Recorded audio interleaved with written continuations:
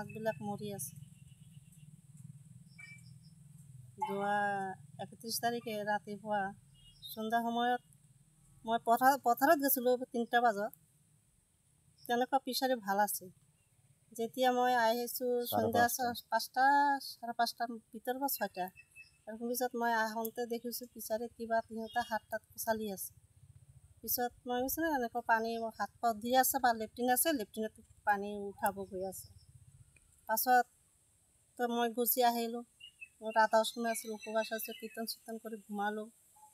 পিছত ৰাতিপুৱা উঠি দেখিছোঁ যে মই লেট্ৰিনত গৈছোঁ। হঠাৎকৈ যেতিয়া পানী ল'বলৈ ফিচাৰীত নামিলোঁ, তেতিয়া দেখি ফিচাৰীৰ পৰা মানে মাছটো মৰি আছে 2টা কৰি। কালি দেখিছোঁ পূৰা মাছবিলাক চব ভাসি উঠিলে। তেতিয়া আমি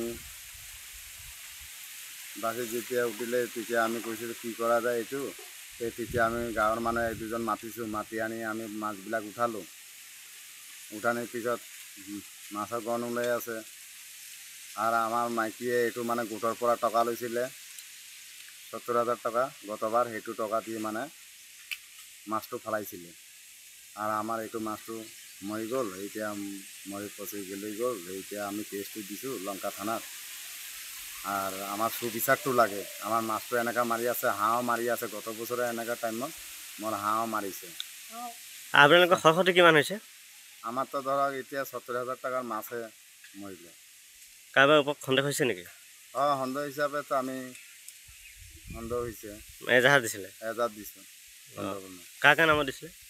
এই তো আপনাৰ সন্তোষ দাস, লক্ষণ দাস, বলৰাম দাস। আপোনালোকে একে গাঁৱৰ মানুহ নে? একে ঘৰৰ ওচৰা ওচৰি মানে।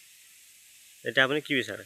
আমাৰ সুবিচাৰটো লাগে। আমাৰ মাছ এনেকা মৰিছে, হাঁহও মৰিছে। আমি সুবিচাৰটো লাগে এটি প্ৰাৰ্থনা কৰছি। প্ৰাৰ্থনা থানাত এজাহাৰ দিছিলে? এজাত দিছিল না আমাৰ লঙ্কা।